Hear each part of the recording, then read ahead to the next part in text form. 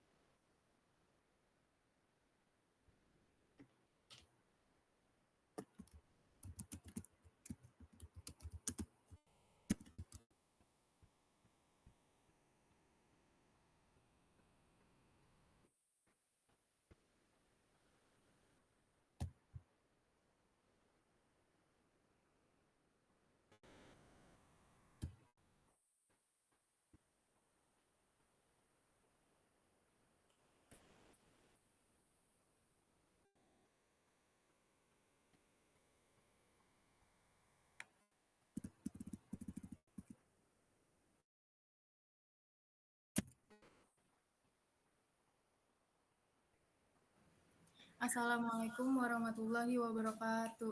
Waalaikumsalam warahmatullahi. Selamat siang Ibu, selamat siang teman-teman semuanya.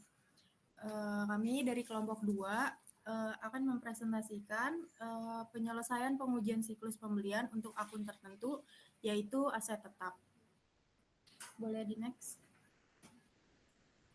Oke, berikut adalah anggota kelompok kami, yaitu saya sendiri Clarissa Putri, lalu ada Dini Oktavia, ada Elsha Sabrina, ada Eva Faiza,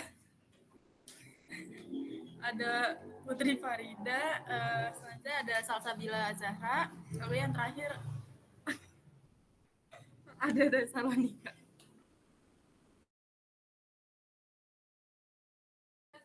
Oke, boleh di next. Oke, ini adalah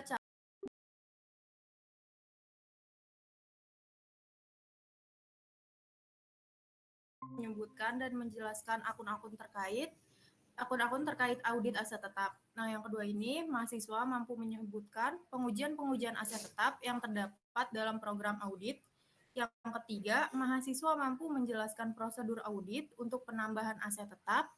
Yang keempat, mahasiswa mampu menjelaskan prosedur audit untuk penghentian aset tetap. Yang kelima, mahasiswa mampu menjelaskan prosedur audit untuk penambahan depresiasi dan beban depresiasi. Oke, boleh di next. Oke, penyelesaian pengujian siklus pembelian untuk akun tertentu yaitu aset tetap. Sebelumnya, siklus pembelian itu apa sih? Siklus pembelian itu merupakan kumpulan-kumpulan dari transaksi terkait pembelian dari perusahaan si klien. Nah, di sini itu ada 2 siklus pembelian. Jadi yang pertama itu siklus pembelian aset. Yang kedua siklus pembelian jasa asuransi. Nah, siklus pembelian aset itu contohnya pembelian aset tetap. Misalnya klien itu membeli kendaraan, mesin, dan lain-lain. Nah, yang kedua itu pembelian jasa asuransi itu maksudnya pengeluaran atau pembayaran premi asuransi oleh klien seperti itu. Oke, boleh di next.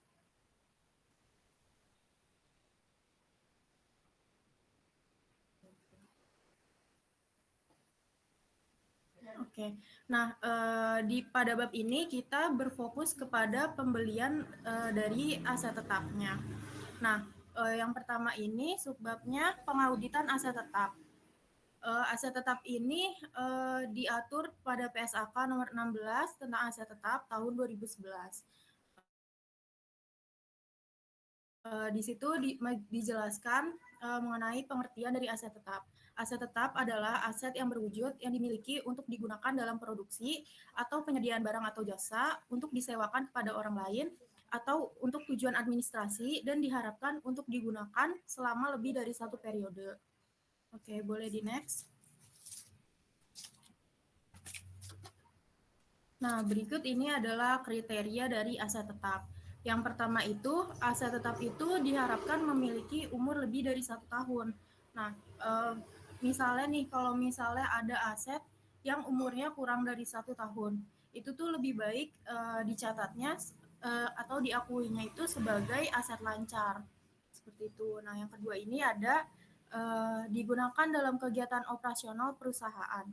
Contohnya itu kalau misalnya perusahaan beli tanah nih, tapi tanahnya itu nggak digunakan untuk operasional, jadi perusahaan itu beli tanah cuma buat kayak misal buat investasi. Nah itu tuh lebih baik dicatatnya sebagai investasi daripada sebagai aset tetap. Nah yang ketiga ini aset tetap tidak diperoleh untuk dijual kembali. Kenapa? Karena aset tetap itu bukan bisnis utama dari si perusahaan itu. Jadi perusahaan beli aset tetap itu untuk operasionalnya, bukan untuk dijual lagi seperti itu. Oke, boleh di next. Nah, sebab kedua ini akun-akun yang terkait dengan aktiva tetap. Nah, kenapa di sini adanya akun peralatan aja? Karena akun aset tetap lainnya itu kurang lebih pencatatannya tuh sama seperti peralatan. Jadi di sini diilustrasikannya aset tetap berupa peralatan saja. Nah, di akun pertama ini ada akun peralatan. Di sisi debitnya itu ada saldo awal, yaitu saldo dari periode sebelumnya. Terus ada ada perolehan. Perolehan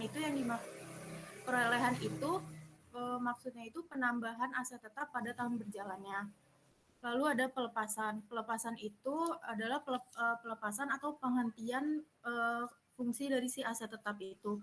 Misalnya kayak aset tetapnya dijual atau aset tetapnya dibuang karena rusak seperti itu. Terus yang terakhir ini saldo akhir didapat dari saldo awal ditambah perolehan dikurang pelepasan. Nah, di akun yang kedua ini ada akun akumulasi depresiasi.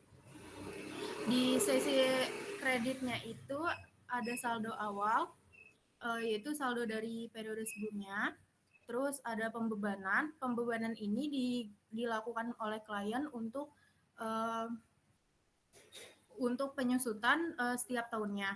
Terus di sisi debitnya ada pelepasan, sama seperti yang peralatan tadi, pelepasan itu digunakan untuk kalau misalnya penghentian aset, kayak aset dibuang, dijual, atau dan lain-lain.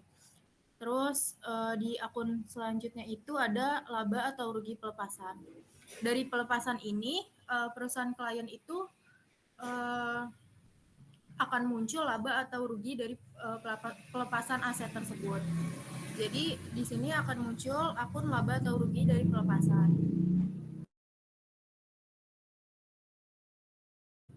Terus akun yang terakhir itu ada beban depresiasi.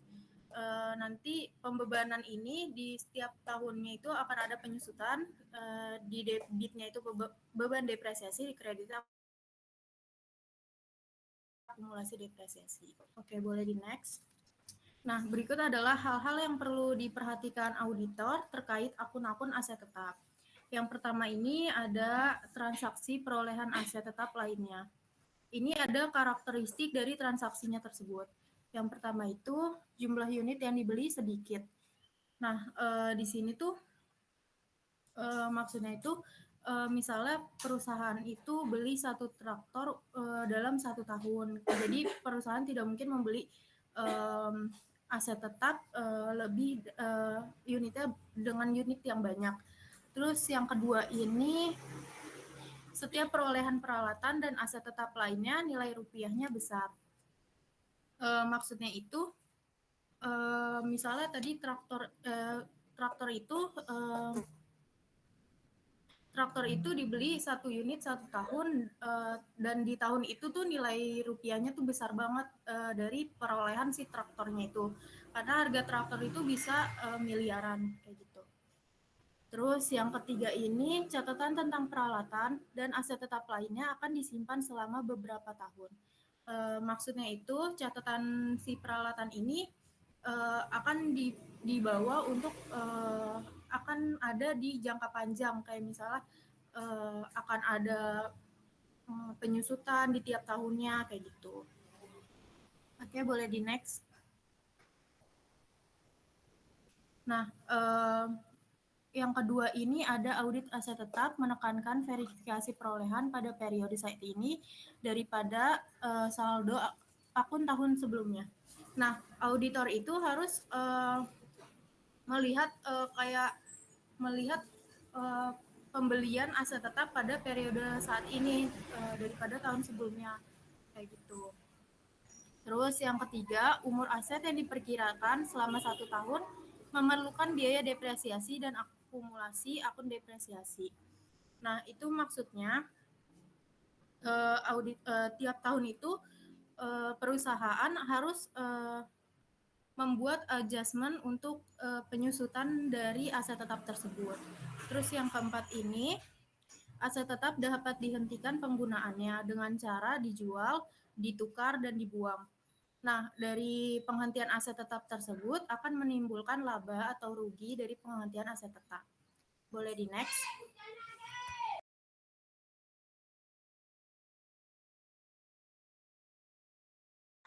Terus kategori pemisahan pengujian. Yang pertama ini melaksanakan prosedur analitis. Yang kedua, memverifikasi pembelian aset tetap tahun berjalan. Yang ketiga, memverifikasi pelepasan aset tetap tahun berjalan.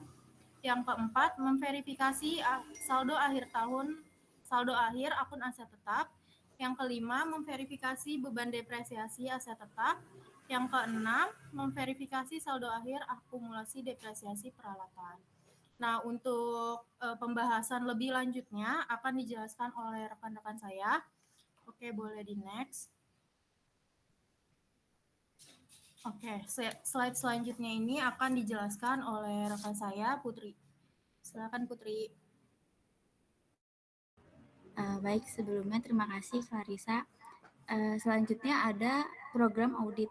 Pengujian rinci saldo merupakan prosedur audit untuk menentukan ketepatan angka saldo akun-akun di laporan keuangan, terutama angka-angka saldo di akun neraca.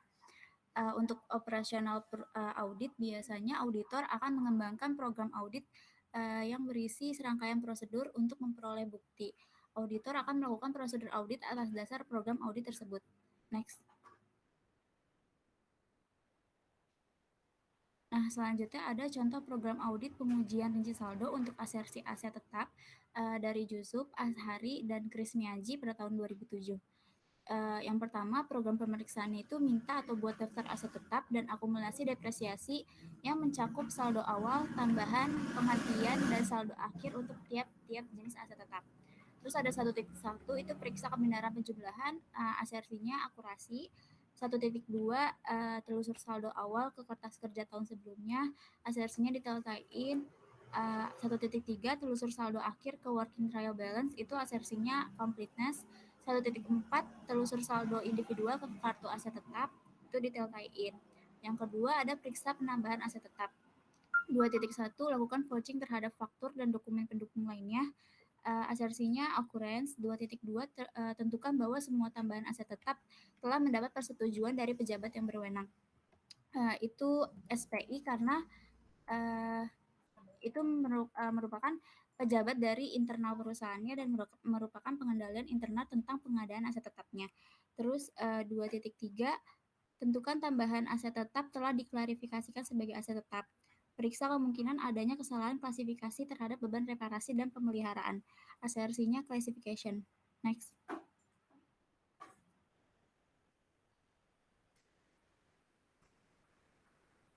Lalu ada 2.4, lakukan inspeksi terhadap semua tambahan aset tetap dengan keadaan fisik itu eksistensi.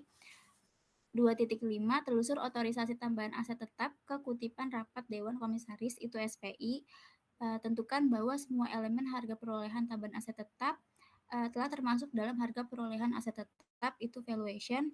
Lalu yang ketiga, periksa penghentian aset tetap, lakukan vouching terhadap bukti memorial dan dokumen pendukung lainnya, itu occurrence. 3.2 telusur laba rugi atau rugi penghentian aset tetap ke rekening yang bersangkutan, itu valuation. 3.3 periksa otorisasi penghentian aset tetap, itu SPI. 3.4 telusur penerimaan kas dari hasil penghentian aset tetap ke jurnal penerimaan kas, itu completeness.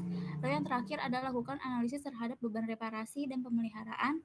Tentukan apakah terdapat beban reparasi dan pemeliharaan yang seharusnya dikapitalisasi. Next. Yang keempat, ada melaksanakan prosedur analitis. Prosedur analitis ini adalah penggunaan rasio untuk memperoleh gambaran hubungan antara suatu akun dengan akun lainnya. Nah, berikut ini ada contoh-contoh rasio yang dapat digunakan oleh auditor dalam audit peralatan dan aset tetap lainnya. Yaitu yang pertama, menghitung beban depresiasi dibagi harga perolehan peralatan, lalu dibandingkan dengan tahun lalu. Potensi kesalahannya itu kemungkinan dapat terjadi kesalahan penyajian beban depresiasi dan akumulasi depresiasi peralatan. Next.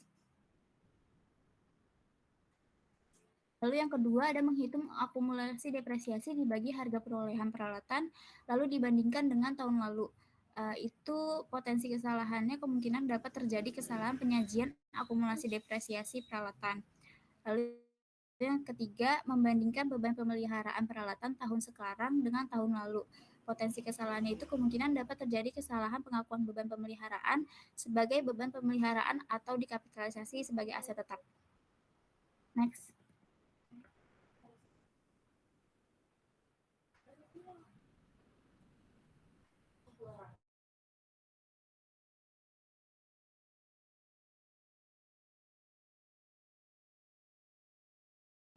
Nah, selanjutnya ada contoh perhitungan rasio. Di contoh ini, klien memiliki kendaraan sebesar 100 juta dengan perkiraan umur manfaat 5 tahun. Apabila depresiasi garis lurus, maka beban depresiasi per tahunnya adalah 20 juta. Pada tabel di sini ada rasio beban depresiasi dibagi harga perolehan tahun 2018 itu sebesar 20% dari 20 juta dibagi 100 juta. Tahun 2019 itu juga sama 20%. Lalu kesimpulan auditornya beban depresiasi disajikan secara wajar karena konstan dari tahun ke tahun. Lalu yang kedua ada akumulasi depresiasi dibagi harga perolehan peralatan. Itu di tahun 2018 sebesar 20%, lalu di tahun 2019 40%. 40%nya itu dari depresiasi tahun 2018 sebesar 20 juta ditambah depresiasi tahun 2019 20 juta juga. Kesimpulan auditornya, akumulasi depresiasi disajikan secara wajar karena sesuai dengan presentasi beban depresiasi. Next. Selanjutnya ada minta atau buat daftar aset tetap. Berdasarkan kertas kerja daftar aset tetap, auditor melakukan pemeriksaan antara lain yang pertama, periksa kebenaran penjumlahan. Nah, tujuan dari prosedur ini untuk memastikan klien udah membuat kertas kerja dengan akurat meliputi kebenaran penjumlahan ke kanan dan ke bawah. Lalu yang kedua, telusur saldo awal ke kertas kerja tahun sebelumnya. Tujuan dari prosedur ini untuk memastikan bahwa klien telah menggunakan data saldo akhir periode tahun lalu sebagai data saldo awal aset tetap di tahun selanjutnya. Lalu yang ketiga, telusur saldo akhir ke working trial balance. Tujuan dari prosedur ini untuk memastikan bahwa data aset tetap di daftar aset tetap telah sesuai dengan neraca saldo. Lalu yang terakhir, telusur saldo-saldo individual ke kartu aset tetap. Tujuan dari prosedur ini untuk memastikan bahwa rincian data aset tetap di daftar aset tetap telah sesuai dengan rincian data aset tetap secara individual. Misalnya tanah telah sesuai dengan kartu aset tetap tanah. Jadi langkah pertama dalam audit aset tetap adalah meminta klien menyiapkan daftar aset tetap, atau apabila klien tidak menyediakan maka auditor harus membuat daftar aset tetap tersebut. Next. Nah, selanjutnya ada contoh daftar aset tetap. Setelah melakukan prosedur audit yang ada di slide sebelumnya, auditor harus membubuhkan tanda pengerjaan atau tick marks berupa simbol-simbol tertentu dan memberikan penjelasan tanda-tanda pengerjaan tersebut. Contohnya ada simbol Z yang artinya sesuai dengan kertas kerja tahun lalu. Lalu ada simbol S yang artinya sudah dilakukan perhitungan ulang. Lalu ada juga indeks silang atau cross index yang menunjukkan bahwa kertas kerja F1 itu berhubungan dengan kertas kerja lainnya. Ada juga simbol F2 yang dilingkari, maka itu auditor harus melihat kertas kerja F2 untuk memperoleh informasi terkait. Dari contoh tersebut, indeks silang meliputi F2 untuk kertas kerja penambahan aset tetap, F3 untuk kertas kerja penghentian aset tetap, dan F4 untuk penambahan depresiasi. Slide selanjutnya akan dijelaskan oleh Elsya. Baik, terima kasih Putri. Selanjutnya, memeriksa penambahan aset tetap. Nah, di sini perusahaan itu harus mencatat penambahan aset tetap pada tahun berjalan dengan benar, karena mempunyai efek jangka panjang pada laporan keuangan perusahaannya. Nah, terus kegagalan untuk mengkapitalisasi aset tetap atau pencatatan perolehan dengan jumlah yang tidak benar akan mempengaruhi neraca sampai perusahaan melepas atau menghapus aset tersebut. Terus laporan laba rugi juga akan terdampak sampai seluruh aset itu didepresiasi. Next. Nah, di sini ada 6 tujuan audit atas penambahan aset tetap. Yang pertama, pembelian tahun ini cocok antara pembelian di daftar pembelian dengan induk file peralatan dan buku besar aset tetap. Asersinya detail tie-in. Nah, tujuan dari audit ini tuh untuk memastikan nih bahwa daftar pembelian itu telah dibuat dengan benar dan memastikan bahwa daftar pembeliannya itu telah sesuai dengan file induk aset tetap. Yang kedua, pembelian aset tetap sungguh-sungguh ada, asersinya keberadaan. Tujuan audit ini untuk memastikan bahwa pembelian aset tetap itu benar-benar ada barangnya dan dibuktikan dengan adanya faktur dari penjual dan laporan penerimaan barang. Dan untuk memastikan aset tetap yang dibeli benar-benar ada wujud fisiknya. Yang ketiga, pembelian aset tetap telah dicatat semuanya, asersinya kelengkapan. Nah, tujuan audit ini itu untuk memastikan bahwa beban reparasi dan pemeliharaan telah diakui sebagai peralatan sesuai dengan standar akuntansi dan syarat kapitalisasi. Lalu yang kelima, yang keempat, pembelian tahun ini telah dicatat dengan akurat, asersinya ketelitian. Nah, tujuan dari audit ini tuh untuk memastikan pembelian aktiva tetap telah dicatat secara akurat. Lalu yang kelima, ada pembelian tahun ini telah diklasifikasikan dengan tepat atau klasifikasi. Tujuan dari audit ini untuk memastikan bahwa pembelian aset tetap telah diklasifikasikan sesuai jenis aset tetap. Lalu yang terakhir, klien memiliki hak atas peralatan, asersinya hak. Tujuan dari audit ini untuk memastikan bahwa aset tetap yang dibeli ini benar-benar aset tetap miliknya perusahaan. Next. Terus di sini ada prosedur-prosedur untuk memperoleh bukti audit terkait aktiva tetap. Yang pertama, di sini auditor meminta daftar pembelian aset tetap tahun berjalan. Nah, di titik awal untuk memverifikasi perolehan tahun berjalan yaitu daftar pembelian dari klien, menyangkut semua perolehan yang dicatat pada akun aset tetap, pabrik dan peralatan di buku besar umum selama di tahun tersebut. Biasanya informasi ini diperoleh dari file induk peralatan. Nah, di sini ada contoh daftar pembelian aset tetap. Next. Yang kedua, prosedur yang kedua itu auditor meminta faktur dari penjual. Penambahan aset tetap dibuktikan dengan adanya faktur dari penjual, faktur penjualan yang berasal dari penjual. Berdasarkan daftar penambahan aset tetap, auditor kemudian menelusur masing-masing baris pembelian ke faktur yang terkait. Setelah prosedur dilaksanakan, auditor memberi tanda pengerjaan atau tick marks. Pada gambar di atas itu digunakan simbol X yang ada di bulatan merah. Kemudian diberi penjelasan di bagian bawah dengan redaksi tertulis telah ditelusur ke faktur penjual. Next.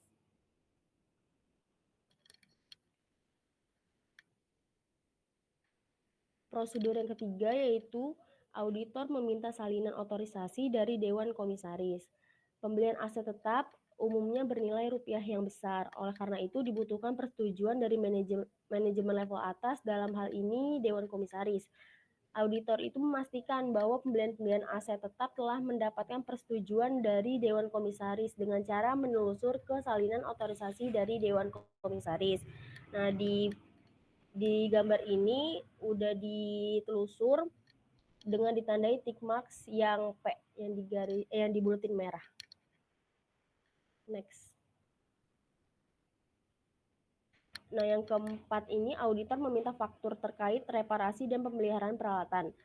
Reparasi dan pemeliharaan aset tetap terkait dengan pengakuan apakah reparasi dan pemeliharaan tersebut sebagai beban operasional atau akan kapitalisasi sebagai penambahan aset. Di sini auditor juga perlu memahami standar akuntansi untuk memastikan bahwa klien itu mengikuti standar akuntansi tersebut. auditor juga perlu mengetahui kebijakan kapitalisasi klien untuk menentukan beban-beban reparasi dan pemeliharaan telah diakui sebagai penambahan peralatan. Nah, di sini pada gambar 5.3 terlihat bahwa terdapat beban reparasi yang seharusnya diakui sebagai aset tetap, yaitu beban reparasi berupa penggantian roda forklift diakui sebagai mesin. Nah, ini tuh dikoreksi sama si auditornya. Harusnya dia dikapitalisasi sebagai aset, tapi dia malah dijadiin ke beban. Makanya dikasih tick mark U, artinya telah ditelusur ke voucher atau faktur dan seharusnya dikapitalisasi sebagai aset. Nah, setelah itu si auditor itu membuat jurnal penyesuaian. Jurnal penyesuaiannya itu mesin pada beban reparasi dan pemeliharaan sebesar 46.400.000. Next. Setelah itu yang kelima, auditor ini meminta salinan kontrak-kontrak pembelian aset tetap. Kontrak-kontrak pembelian peralatan seringkali memberikan informasi apakah aset tetap diperoleh dengan cara sewa atau diakui sebagai aset. Nah, apakah ada aset tetap yang diperoleh melalui sewa guna usaha atau leasing? Terus dibandingkan juga daftar aset dengan perjanjian sewa guna usaha tersebut. Telaah juga apakah pencatatan sudah sesuai dengan pernyataan standar akuntansi keuangan nomor 30. Terus bandingkan juga dengan kewajiban dalam sewa guna usaha yang timbul. Next. Selanjutnya akan dijelaskan oleh Eva. Oke, tes.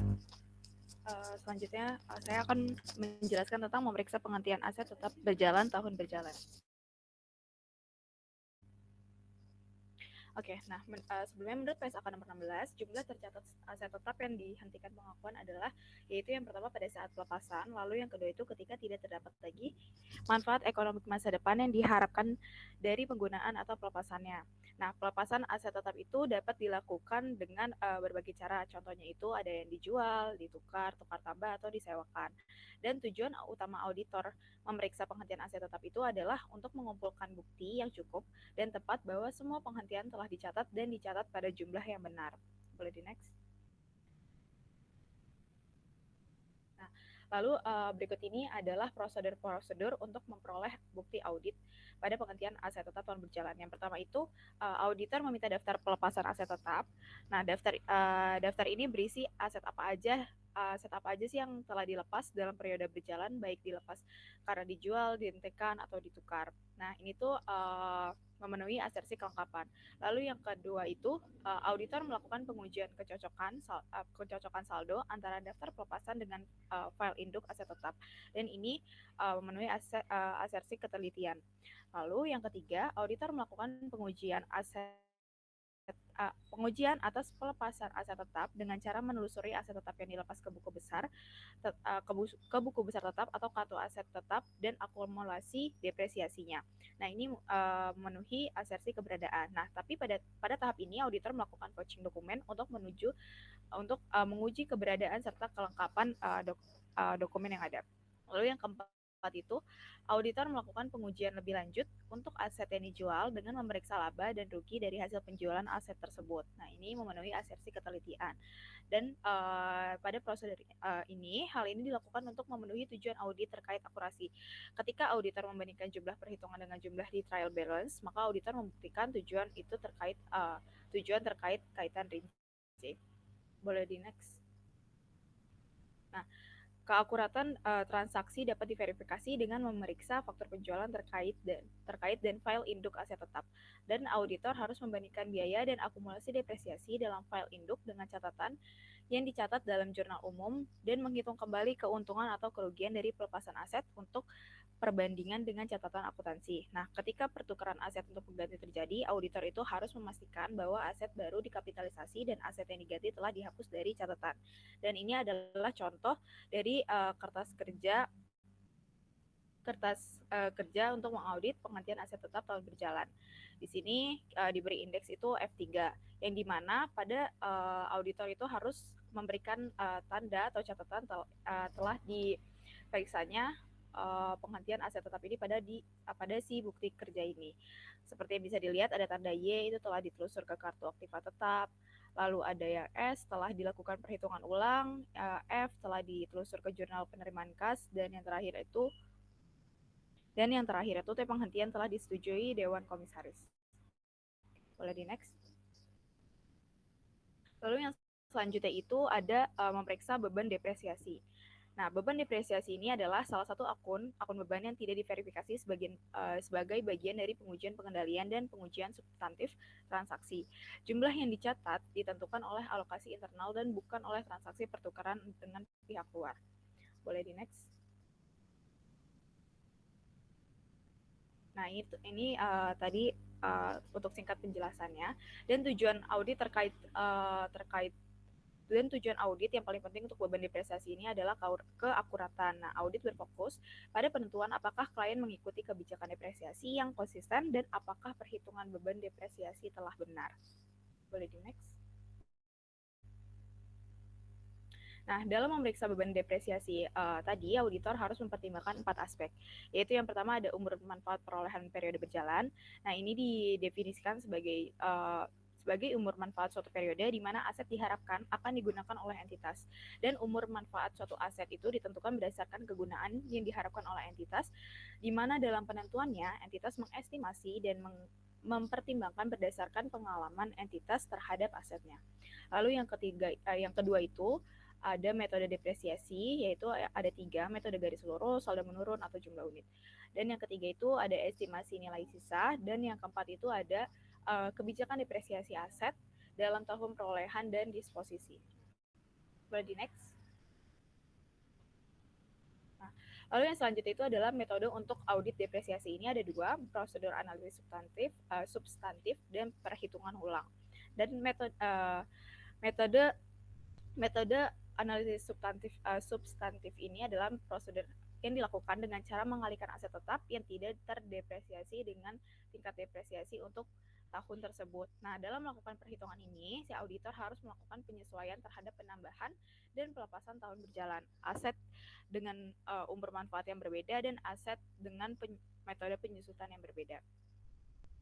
Lalu ketika prosedur analitis substantif tidak dapat dilaksanakan secara efektif oleh auditor atau menunjukkan potensi salah saji, nah pengujian yang lebih rinci itu biasa diperlukan dan bisa dilakukan dengan metode perhitungan ulang. Nah, metode perhitungan ulang ini adalah prosedur yang dilakukan ketika prosedur yang dilakukan auditor untuk menghitung ulang biaya penyusutan untuk aset tertentu untuk menentukan apakah klien mengikuti kebijakan penyusutan yang tepat dan konsisten. Agar relevan, perhitungan rinci harus dikaitkan dengan perhitungan total penyusutan dengan mencatat biaya penyusutan pada file induk properti dan merekonsiliasi totalnya dengan buku besar. Boleh di next.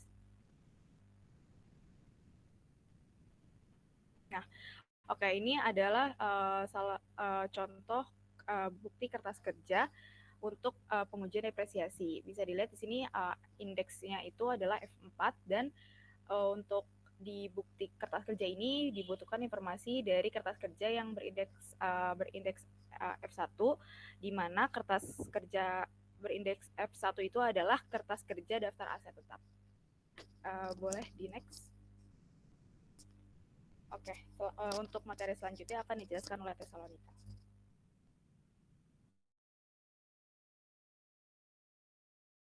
Baik, terima kasih Eva. Selanjutnya kita masuk ke dalam materi memverifikasi saldo akhir akumulasi depresiasi.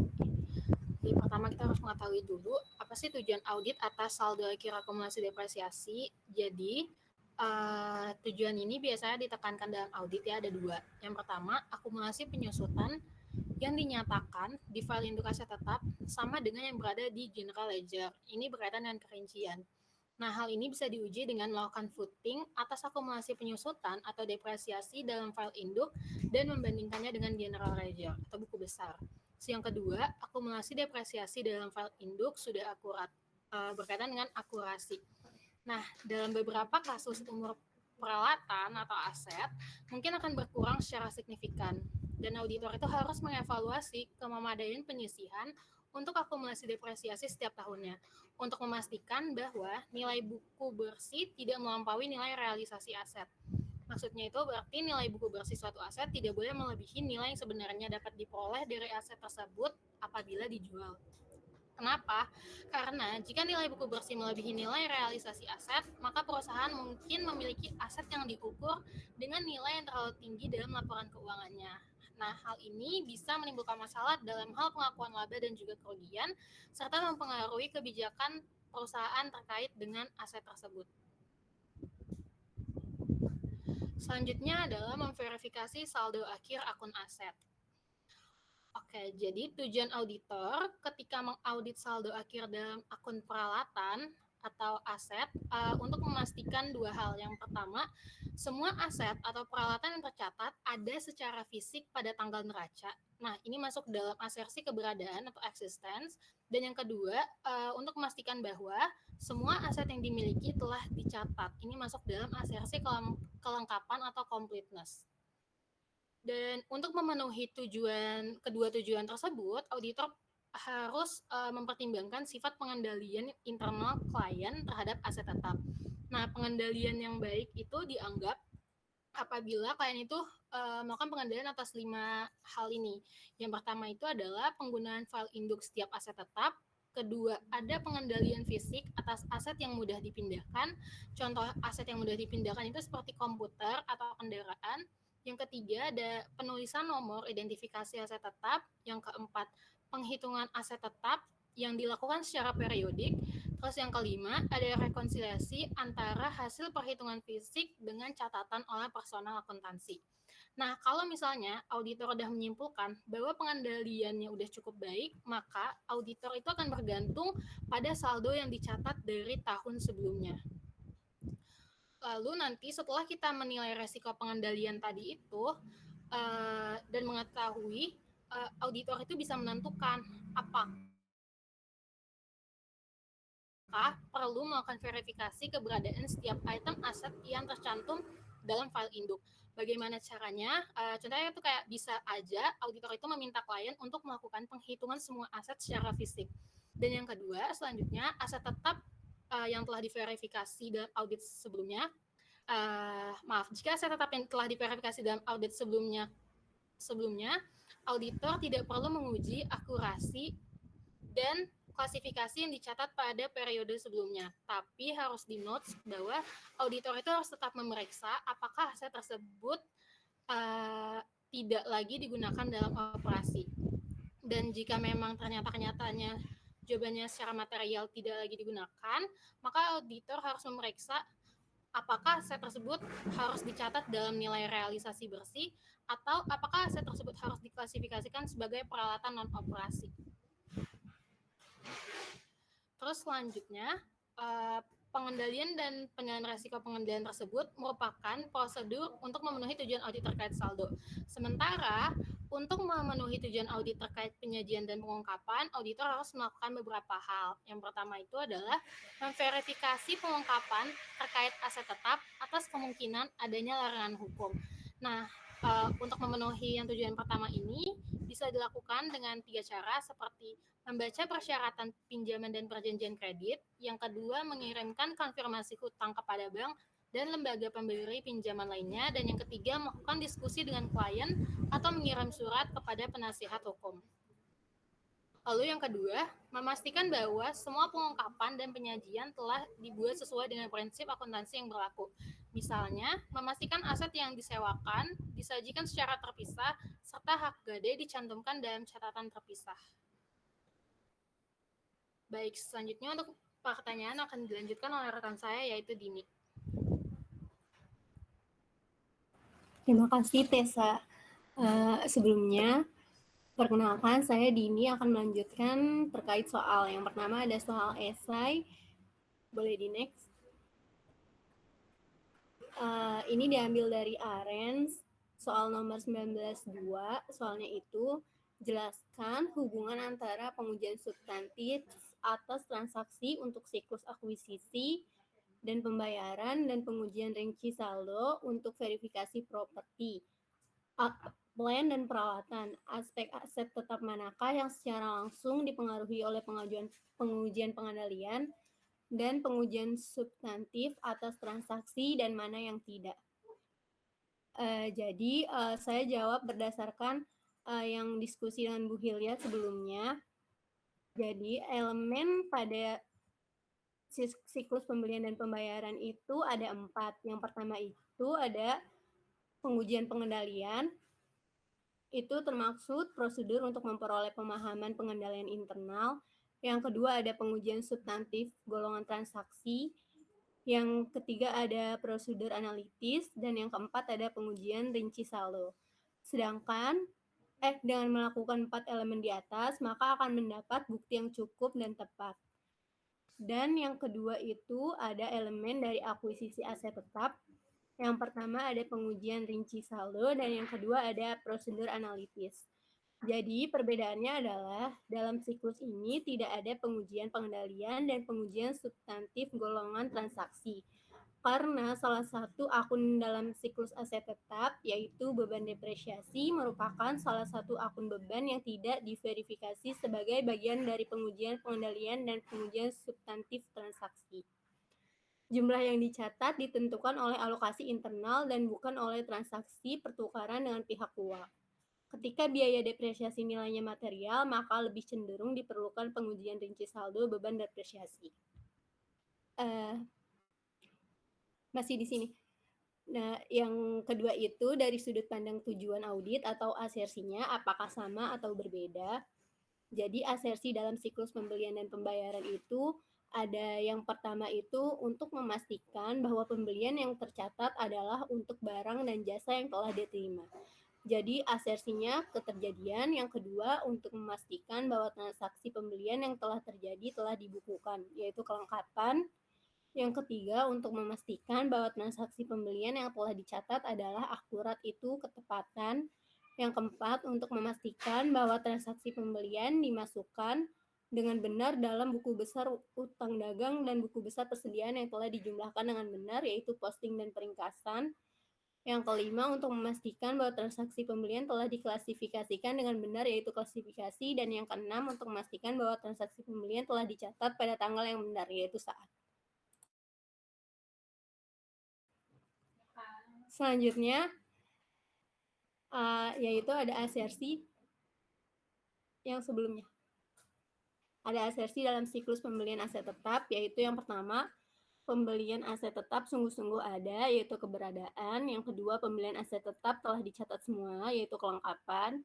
Yang ketiga pembelian tahun ini telah dicatat dengan akurat, yaitu ketelitian. Dan yang keempat pembelian tahun ini telah diklasifikasikan dengan tepat, yaitu klasifikasi. Yang kelima, klien memiliki hak atas peralatan, yaitu hak. Jadi, berdasarkan asersi terhadap dua siklus yang saya sebutkan tadi, dapat disimpulkan bahwa perbedaan dalam siklus pembelian dan pembayaran ada pada yang pertama itu asersi saat yang digunakan untuk memastikan bahwa transaksi pembelian telah dicatat pada tanggal yang benar. Dan yang kedua itu ada asersi posting dan peringkasan yang digunakan untuk memastikan bahwa transaksi pembelian dimasukkan dengan benar dalam buku besar dagang, buku besar utang dagang, dan buku besar persediaan, dan telah dijumlahkan dengan benar. Sedangkan dalam siklus pembelian aset tetap ada pada asersi yang hak, yang berarti klien dipastikan benar-benar memiliki hak atas peralatan tersebut. Next.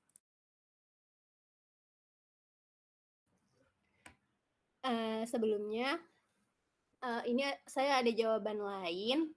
Jadi di sini saya akan menjabarkan mengenai masing-masing pengujian yang disebutkan. Jadi yang pertama ada tujuan pengujian substantif itu kan untuk memeriksa apakah pembelian atau transaksi-transaksi atas aset tetap sudah sesuai dengan bukti dan daftar aset tetap yang dimiliki perusahaan. Jadi untuk memastikan bahwa aset yang dicatat itu ada secara fisik. Apakah sudah diotorisasi oleh Dewan Komisaris, lalu beban-bebannya juga sudah diklasifikasikan dengan benar. Terus untuk mengetahui apakah aset tetap yang dihentikan atau diperoleh sudah diklasifikasikan sesuai dengan jenisnya atau belum. Yang kedua itu pengujian rincian saldo. Nah, tujuannya itu untuk memastikan bahwa rincian saldo individual dari aset tetap sudah sesuai dengan yang ada di daftar aset tetap atau belum. Nah, jadi hubungan antara keduanya itu, jadi semisal mau cek saldo individual sesuai nggak dengan daftar aset tetapnya. Untuk tahu saldo individual kan dilakukan pengujian substantif. Misalkan di pengujian substantif sudah selesai dengan sudah selesai, terus kenyataannya sudah diotorisasi, berarti dapat dinilai pengendalian internal terkait siklus aset tetap. Jika pengujian berarti itu bagus pengendalian internalnya. Jadi jika dinilai efektif, maka di pengujian rincian saldo auditor bisa mengurangi pengujian. Tidak terlalu detail juga nggak masalah karena sudah efektif. Jadi ini akan menghemat waktu auditor dalam mengaudit. Yang secara langsung terpengaruhi itu adalah peralatan. Karena pengujian substantif menekankan pada transaksi tahun berjalan, bukan tahun yang sebelum-sebelumnya. Jadi peralatan itu lebih besar. Yang kedua, aspek yang dipengaruhi secara tidak langsung itu ada beban depresiasi. Jadi seperti yang Eva jelaskan sebelumnya, beban depresiasi adalah salah satu akun beban yang tidak diverifikasi sebagai bagian dari pengujian pengendalian dan pengujian substantif transaksi. Jadi jumlah yang dicatat itu ditentukan oleh alokasi internal dan bukan oleh transaksi pertukaran dengan pihak luar. Next. Yang esai yang kedua, apa hubungan antara audit atas akun properti, plant, dan peralatan dengan audit atas akun reparasi dan pemeliharaan? Jelaskan bagaimana auditor mengorganisasi audit untuk mempertimbangkan hubungan tersebut. Nah, jadi seperti yang Tessa jelaskan sebelumnya, tujuan auditor memverifikasi akun aset tersebut kan ada dua. Yang pertama, memastikan seluruh peralatan yang tercatat ada secara fisik pada tanggal neraca, yaitu terkait asesi keberadaan. Dan yang kedua, seluruh peralatan yang dimiliki itu dicatat, yaitu terkait asersi kelengkapan. Sedangkan tujuan auditor memverifikasi akun beban, reparasi, dan pemeliharaan itu terkait dengan asersi ketepatan. Nah, fokus auditor menentukan apakah klien mengikuti kebijakan penyusunan yang konsisten dari periode ke periode dan apakah perhitungan klien itu benar. Ada ilustrasinya di sini. Yang pertama itu jika klien sebagai penambah aset, jadi mengkapitalisasi akun reparasi dan pemeliharaan itu sebagai aset, jadi nilai asetnya lebih tinggi, padahal itu sebenarnya akan menimbulkan laba yang lebih tinggi. Yang kedua, sebagai penambah beban, jadi menambah aset tetapi mencatatnya di akun beban reparasi dan pemeliharaan yang akan menimbulkan salah saji. Jadi saat klien membeli atau memperoleh dengan sengaja atau tidak sengaja mencatatnya di akun beban reparasi dan pemeliharaan yang guna memperbesar beban agar laba terlihat lebih dikit untuk menghindari pajak. Padahal dalam kenyataannya itu bukan beban, melainkan aset, itu akan menimbulkan salah saji. Maka auditor harus memahami standar akuntansi terkait akuisisi atau kapitalisasi beban reparasi dan pemeliharaan, mengenai kebijakan kapitalisasi dan mengetahui apa pertimbangan perusahaan menggunakan kebijakan tersebut. Contohnya itu ada misalnya kalian membuat aturan bahwa pengeluaran terkait aset tetap yang di atas nilai 5 juta akan menambah nilai aset tetap, sedangkan di bawahnya akan diakui sebagai beban.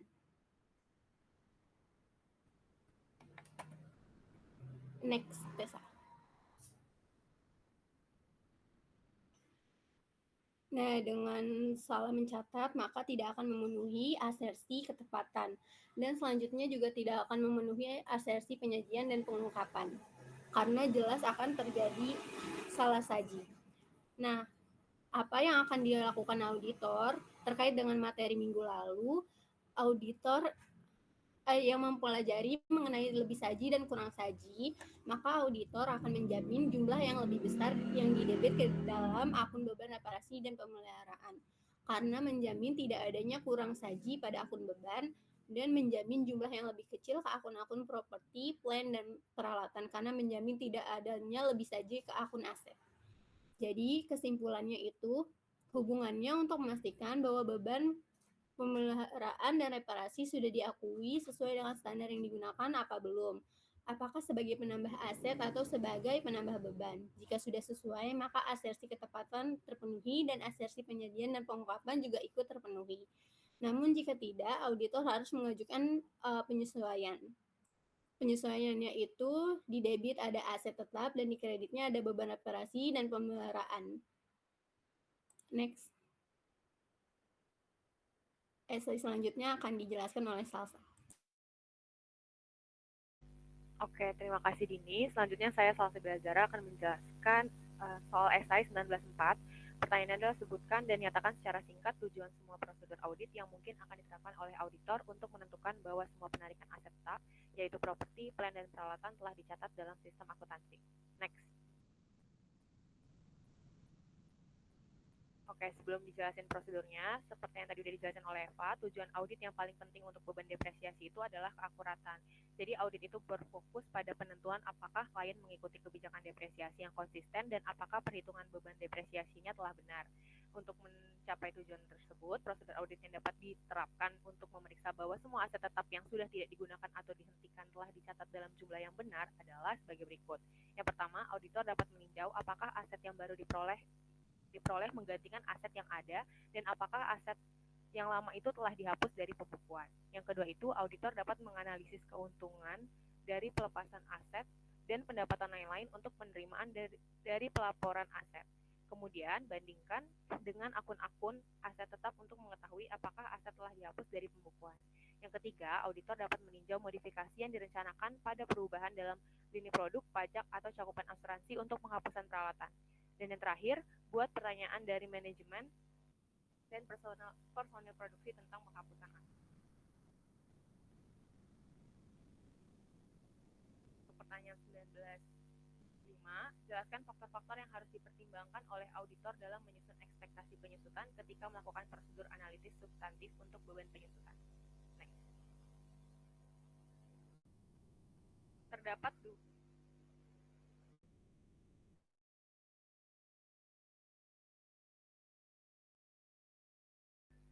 Terdapat dua pertimbangan yang perlu auditor ingat dalam mengaudit beban penyusutan. Yang pertama itu, apakah klien itu mengikuti kebijakan penyusutan yang konsisten dari periode ke periode. Dengan ini, auditor itu harus memastikan bahwa klien itu sudah mengikuti metode penyusutan yang konsisten dari satu periode ke periode yang lain. Dan yang kedua itu, keakuratan dalam perhitungan klien. Dalam hal ini, auditor juga harus memastikan bahwa perhitungan biaya yang dilakukan klien itu sudah mencerminkan informasi yang akurat dan juga sudah sesuai dengan standar akuntansi yang berlaku. Selanjutnya pertanyaan pilihan ganda. Yang pertama akan balik lagi ke Didi.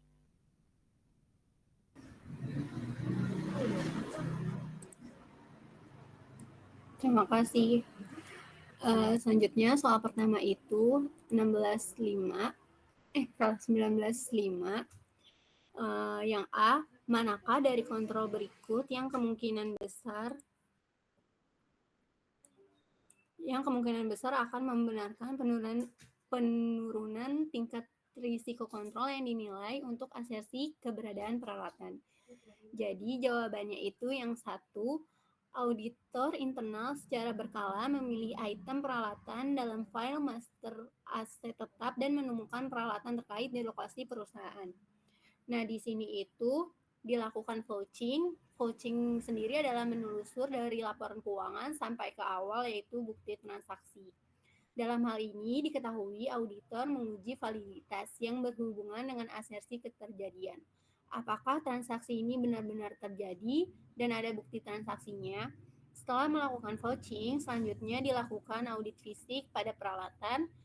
Diketahui peralatan terkait ada di lokasi perusahaan, maka dapat disimpulkan asersi keberadaan terpenuhi.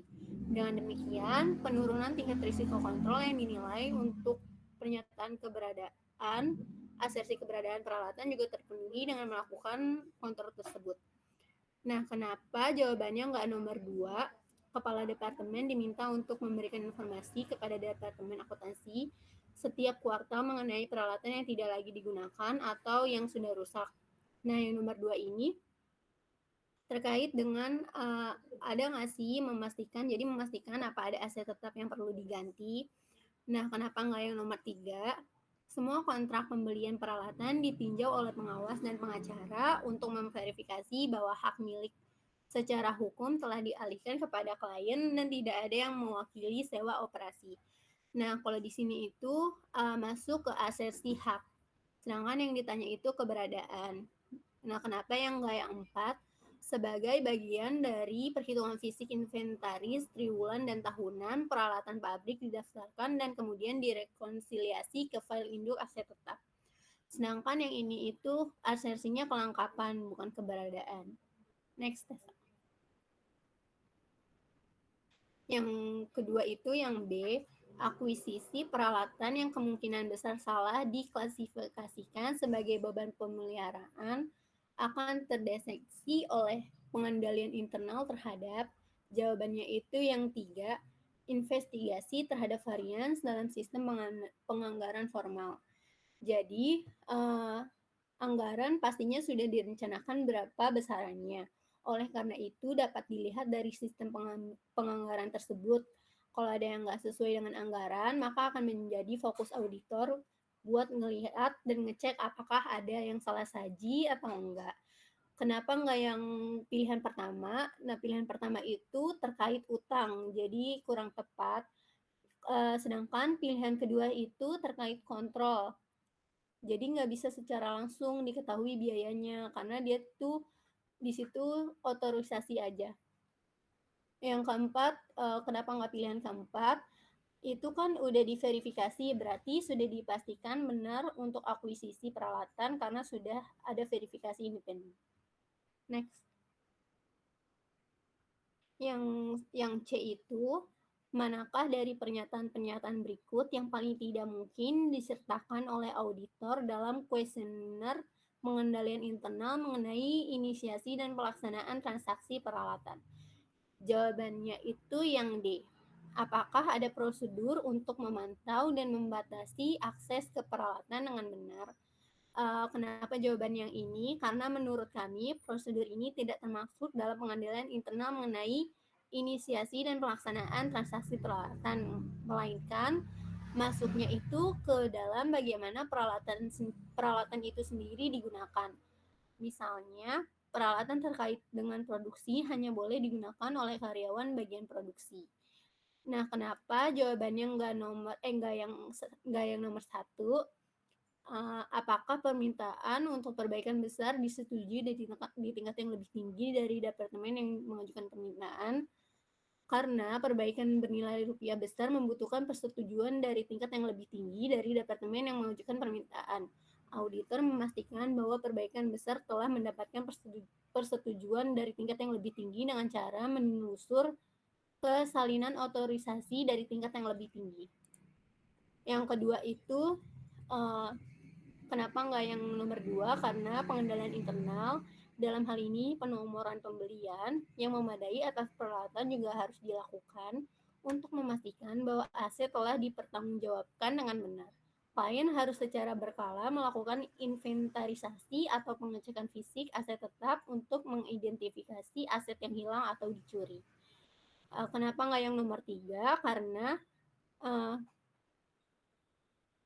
jadi pilihannya itu apakah permintaan pembelian peralatan ditinjau untuk pertimbangkan permintaan penawaran yang kompetitif, jadi harus ada peninjauan pada permintaan pembelian peralatan. Hal ini berguna untuk menentukan mana sih yang paling memberikan benefit bagi klien dalam segi harga, kualitas, dan lain-lain. Next.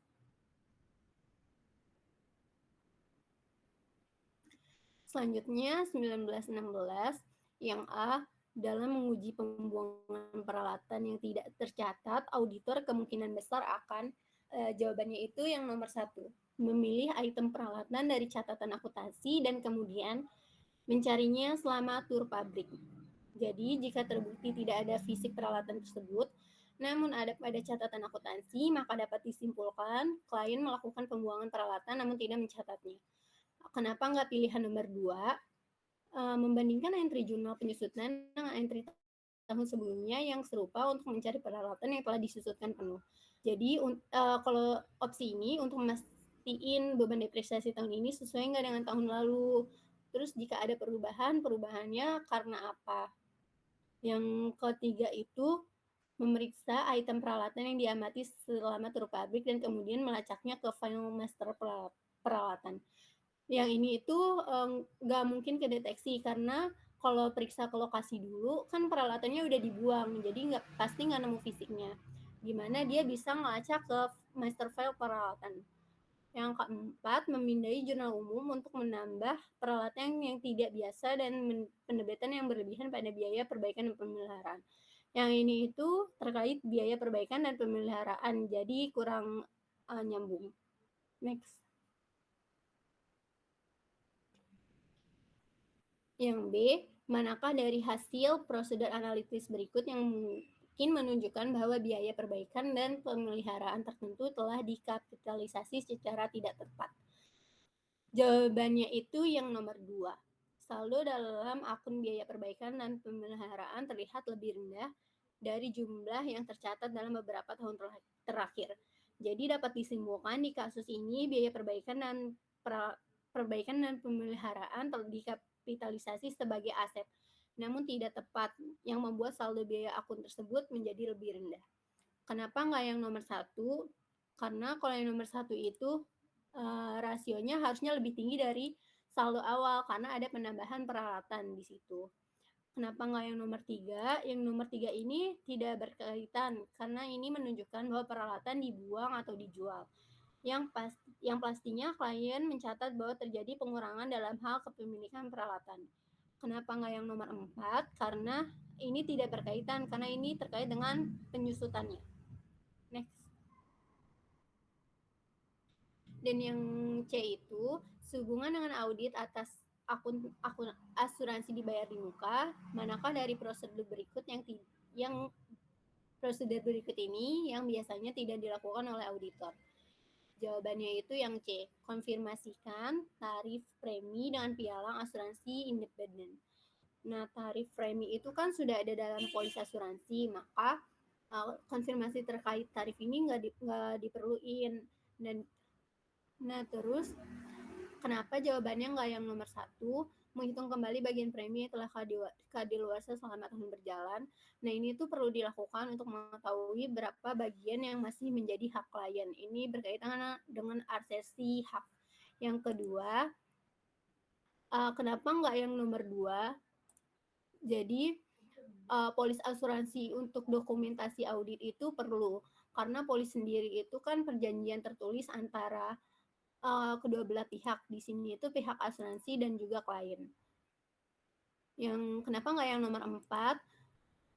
Periksa dokumen pendukung untuk pembayaran premi. Nah, ini juga perlu. Pembayaran premi kan sudah ada dalam polisnya besaran nilainya, namun perlu diperiksa kembali dokumen pendukung atas pembayaran premi untuk memastikan bahwa transaksi tersebut benar adanya.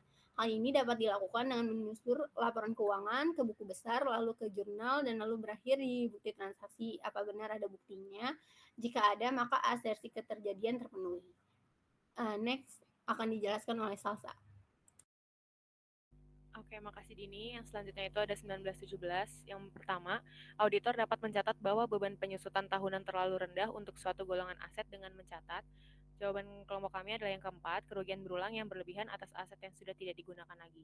Kenapa? Karena biasanya aset tetap yang mengalami kerugian ketika dihentikan itu nilai bukunya akan lebih besar daripada nilai pasarnya. Jadi dalam hal ini auditor dapat mencurigai bahwa suatu golongan itu dapat disusutkan dengan cara yang tidak memadai, sehingga nilai tercatatnya masih terbilang tinggi ketika aset tersebut dihentikan ketika aset tersebut akan dijual. Boleh di next. Yang kedua itu, apa tujuan utama auditor dalam menganalisis akun beban perbaikan dan pemeliharaan adalah untuk jawabannya yang ketiga, yaitu menemukan pengeluaran yang telah dibebankan tetapi seharusnya dikapitalisasi. Ini tuh termasuk ke asersi penilaian. Jadi auditor itu dapat memverifikasi transaksi di mana perusahaan itu telah memperlakukan biaya tertentu sebagai beban dalam laporan keuangan, tapi dalam standar akuntansi seharusnya biaya tersebut dikapitalisasi sebagai aset di laporan posisi keuangan. Next. Yang ketiga, manakah dari perbandingan berikut ini yang paling berguna bagi auditor dalam mengaudit akun pendapatan dan beban suatu entitas? Jawabannya yang ketiga, yaitu pendapatan tahun berjalan ke pendapatan tahun berjalan dianggarkan.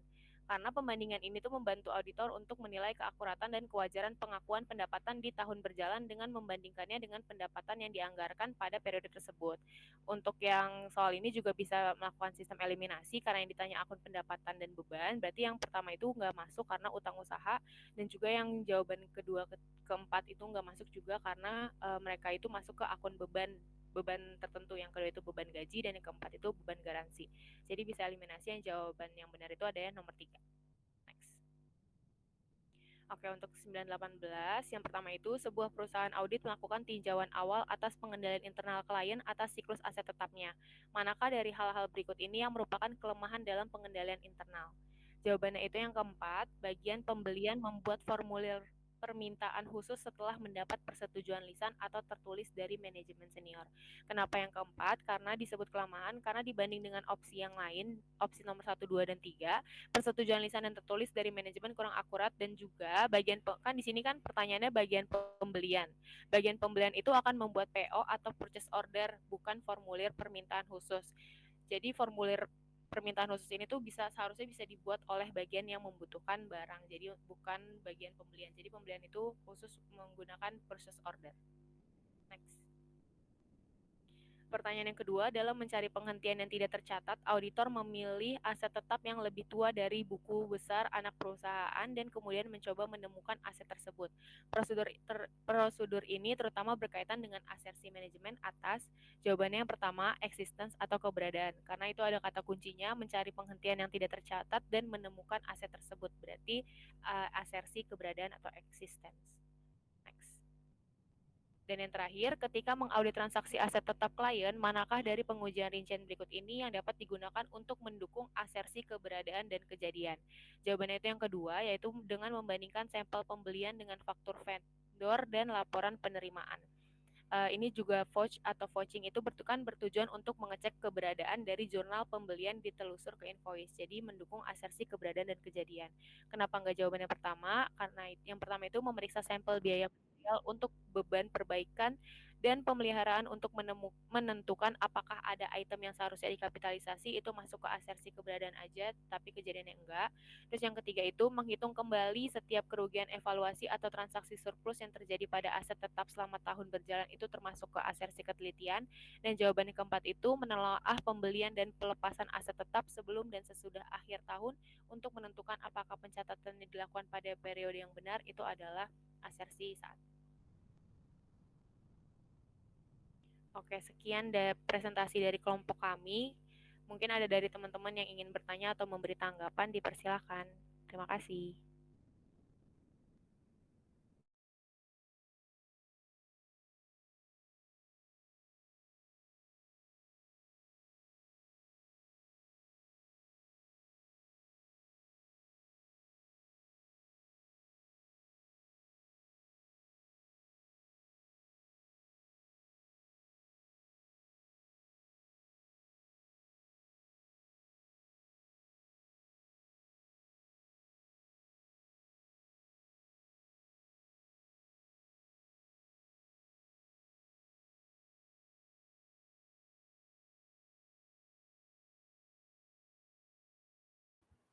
Ya, silakan kalau ada yang mau memberi tanggapan atau mau bertanya kepada kelompok 2, dipersilahkan.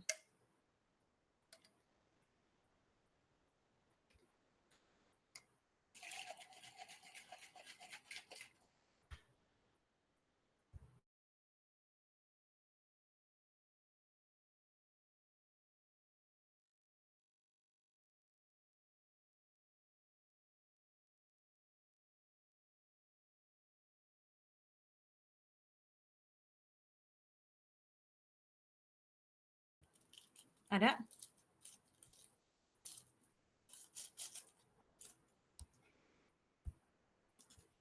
Yang mau bertanya? Oke, silakan dikumpulkan 3 pertanyaan dulu.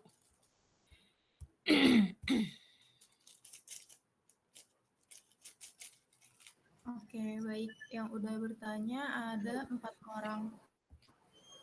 Sebentar. Yang pertama, Nisa dulu boleh.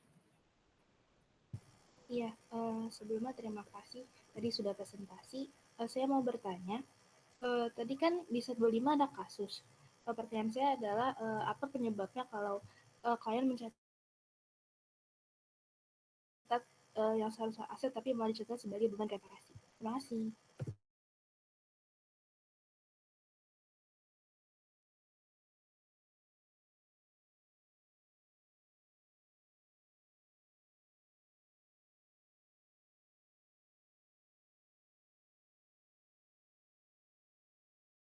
Oke, jawabannya apa?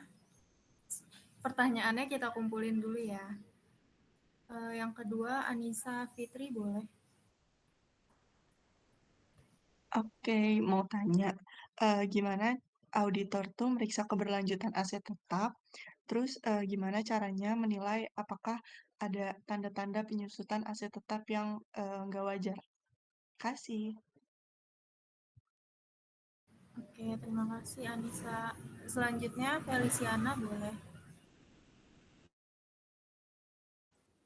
Oke, boleh tolong jelasin nggak kenapa sih aset tetap yang udah diverifikasi oleh audit sebelumnya itu nggak perlu diuji lagi akurasi dan klasifikasinya pada periode sebelumnya? Karena kan mungkin aja bisa terjadi perubahan oleh aset tetapnya. Terima kasih. Oke. Ibu ini 3 pertanyaan dulu atau gimana ya Bu? Apa semuanya langsung? Ditampung 3 dulu. Oke.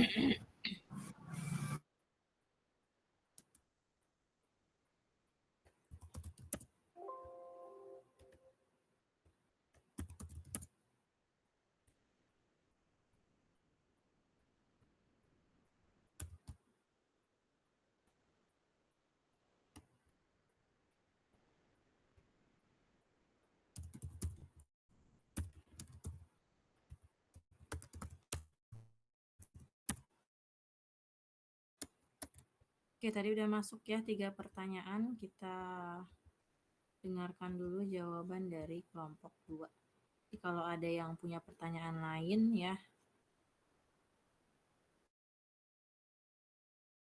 kita lanjutkan setelah kloter pertama.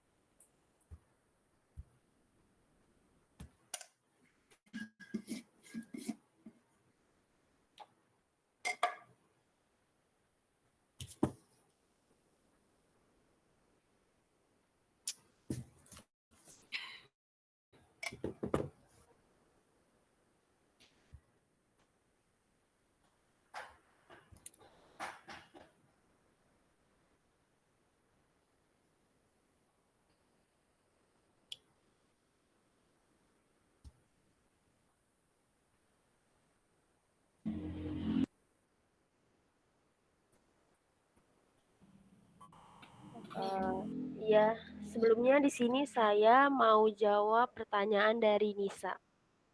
Di sini Nisa bertanya kasus di slide 5, apa penyebabnya jika klien mencatat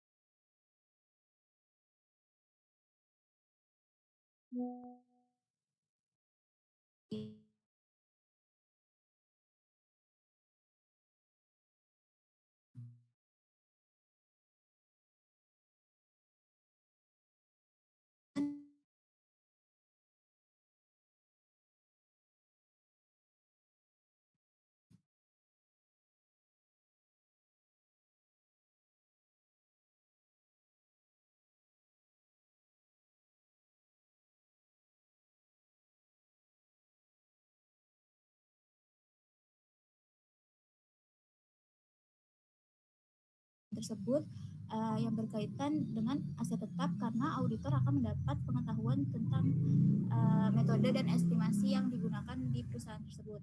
Terus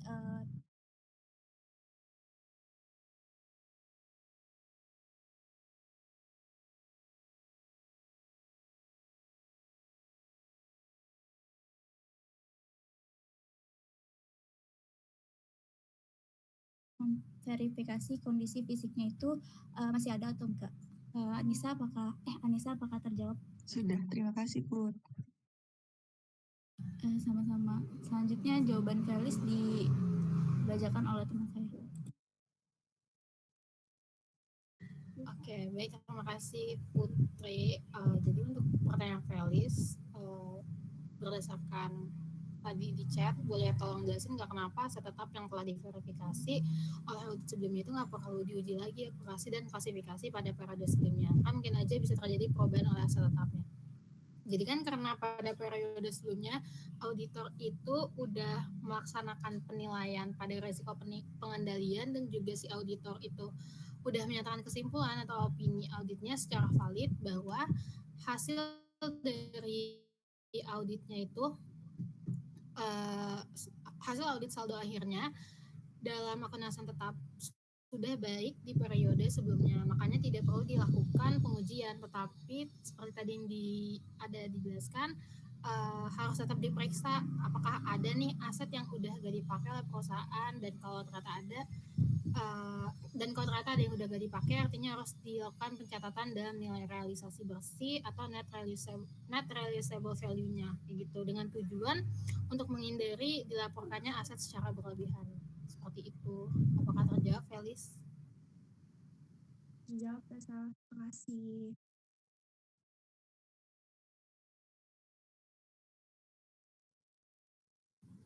Oke, boleh ditambah lagi 3 pertanyaan. Iya. Untuk Gina dipersilakan. Oke, terima kasih. Kelompok 2 izin bertanya. Kalau apa sih resiko atau potensi kecurangan yang perlu diwaspadain dalam siklus aset tetap ini? Terus gimana cara auditor identifikasi sama mengatasi resiko ini? Terima kasih. Oke, selanjutnya Yusuf boleh pertanyaannya. Oke, baik, terima kasih. Saya dari kelompok 1 yang bertanya. Tadi kan udah dijelasin ya bahwa pelepasan aset tetap tahun berjalan itu bisa dilakukan dengan berbagai cara seperti dijual, ditukar, tukar tambah, atau disewakan. Nah, apa sih yang dilakuin auditor jika penghentian aset tetap tersebut dilakukan dengan cara ditukar tambah Dan gimana kalau suatu aset itu dilepas atau dihentikan tanpa ditukar dengan aset pengganti? Terima kasih. Oke. Apakah masih ada yang ingin bertanya lagi?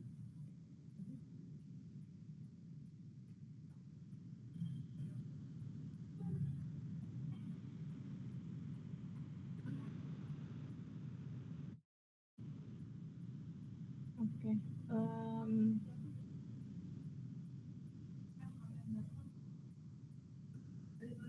Ya, bisa langsung dijawab aja kalau nggak ada tambahan pertanyaan. Oke. Boleh langsung dijawab. Oke, mungkin sebentar ya Bu, kita diskusi dulu beberapa menit. Oke.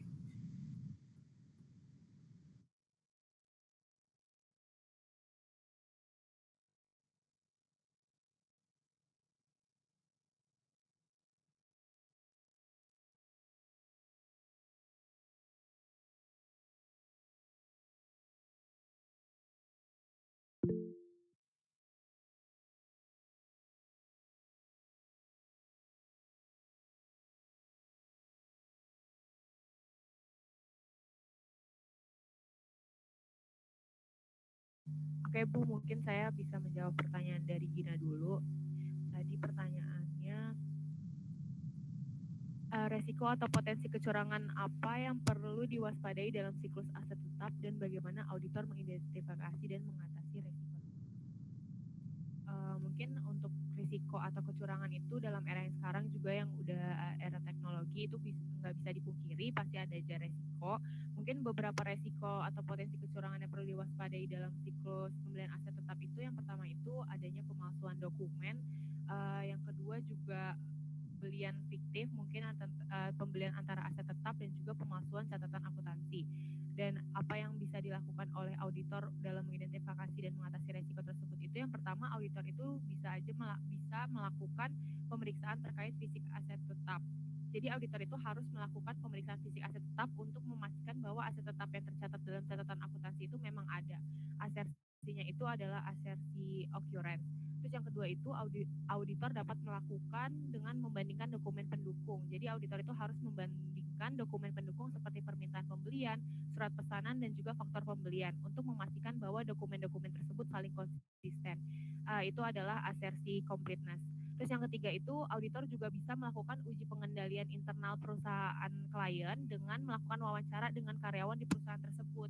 Jadi auditor harus melakukan wawancara dengan karyawan yang terlibat dalam siklus pembelian aset tetap untuk mendapatkan informasi tentang pengendalian internal dan juga agar auditor itu dapat mengetahui resiko dan kecurangan yang dilakukan. Bagaimana Gina, apakah sudah terjawab? Oke, udah. Terima kasih Salsa. Sama-sama. Oke, sekarang saya izin jawab pertanyaan dari Yusuf tadi. Inti dari pertanyaannya, apa yang dilakukan auditor jika penghentian aset tetap tersebut dilakukan dengan cara tukar tambah, dan bagaimana jika suatu aset dilepas atau dihentikan tanpa tukar dengan aset pengganti? Oke, jawabannya itu, jika si aset itu dihentikan atau dilepas dengan cara tukar tambah, auditor itu harus memastikan bahwa si asetnya baru telah dikapitalisasi dan aset yang digantikan sudah dihapus dari catatan akuntansi. Nah, dengan mempertimbangkan si nilai buku aset yang ditukar tambah dan biaya tambahan dari aset barunya itu. Terus kalau gimana kalau misalkan penghentian aset tetap itu dihentikan atau dilepas tanpa ditukar dengan aset pengganti. Nah, itu auditor itu harus membandingkan biaya dan akumulasi penyusutan yang ada di dalam file induk dengan jurnal yang tercatat di General Ledger serta menghitung kembali untung dan rugi pelepasan aktiva sebagai perbandingan dengan catatan akuntansinya itu. Gimana Yusuf, apakah sudah terjawab?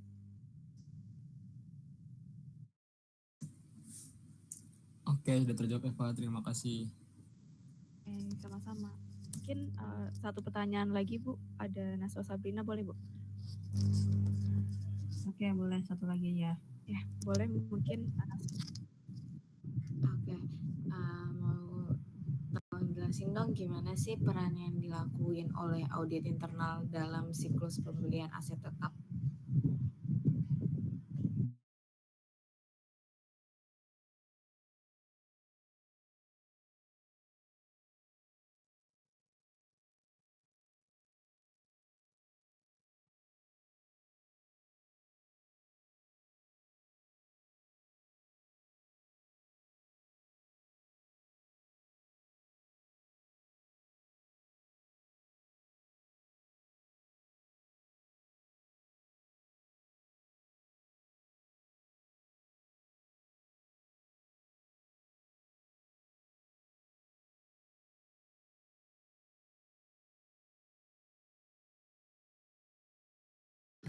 Oke, saya izin menjawab pertanyaan dari Naswa Sabrina. Peran yang dilakukan oleh audit internal dalam siklus pembelian aset tetap. Nah, yang pertama itu audit internal itu berperan mengawasi dalam pembentukan struktur dari fungsionalnya. Kayak misalnya pemisahan tanggung jawabnya, kayak misalnya telah ada kayak fungsi dari pembelian aset tetap, terus dipisah sama pembayarannya kayak gitu. Terus yang kedua itu audit internal itu mengawasi sistem wewenang dan prosedur pencatatannya. Terus yang ketiga itu audit internal itu mengawasi praktiknya dalam melaksanakan tugas dan fungsi dari pemisahan tugas yang pertama tadi. Terus yang keempat ini audit internal itu mengawasi dan ikut serta dalam menempatkan karyawan yang mutunya tanggung jawabnya itu sebagai unit organisasi itu termasuk dalam fungsi operasional perolehan dan pencatatan aset tetapnya, seperti itu. Apakah terjawab Naswa Sabrina? Oke, terjawab. Makasih ya Clarissa. Dan kelompok 2. Oke.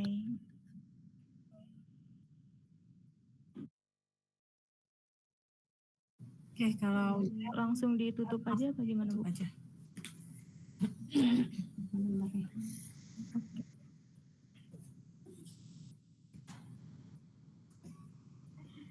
Oke. Kurang lebihnya mohon maaf. Wassalamualaikum warahmatullahi wabarakatuh. Waalaikumsalam warahmatullahi wabarakatuh. Ya, terima kasih kepada kelompok 3 yang sudah mempresentasikan materi aset tetap dengan cukup baik ya. Saya mau review sedikit. Ya, jadi untuk audit siklus, bukan siklus ya, audit akun aset tetap. Jadi sebenarnya inti dari program auditnya tuh ada di sini ya. Ada 4. Pertama, minta atau buat daftar aset tetap dan akumulasi depresiasi. Di dalamnya ada saldo, ada informasi saldo awal, tambahan aset tetap, penghentian aset tetap, dan saldo akhir dari tiap-tiap jenis aset tetap. Nah, dari si daftar aset tetap ini, prosedurnya kayak gimana? Prosedurnya sebenarnya sama kayak yang lalu-lalu di siklus pembelian dan di siklus piutang. Pasti yang pertama kali banget adalah diperiksa dulu kebenaran penjumlahan. Kemudian yang kedua, ketiga, dan keempat untuk tujuan detail tie-in tadi ya, dicek apakah saldonya sudah sama. Yang pertama, saldo pembuka awal tahun sudah sama seperti saldo penutup akhir tahun sebelumnya.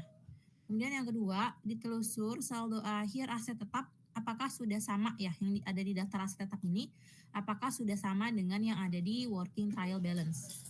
Dan yang keempat, telusur saldo individual ke aset tetap. Jadi dari masing-masing aset tetap jenisnya ya, misalnya elektronik, kemudian furnitur, kemudian license, ditelusur ke kartu aset tetap. Apakah angkanya sudah sama atau belum?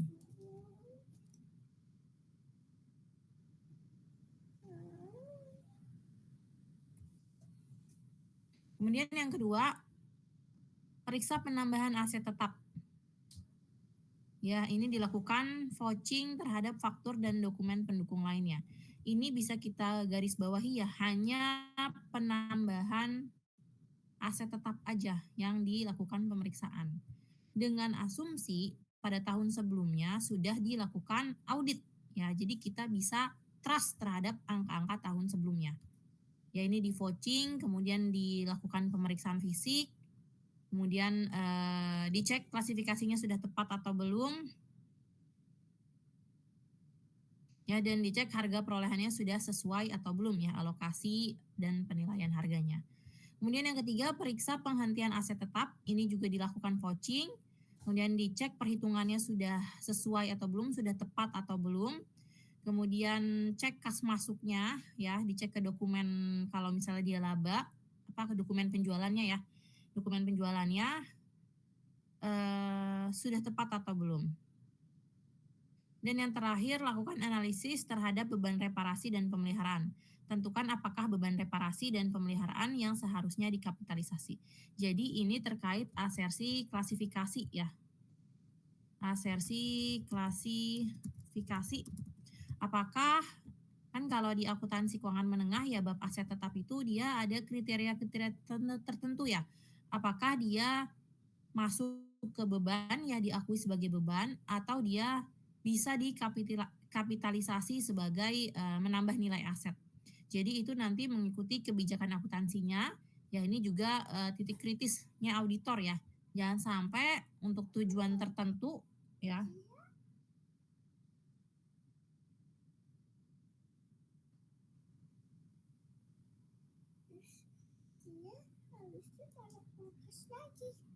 Terlupas.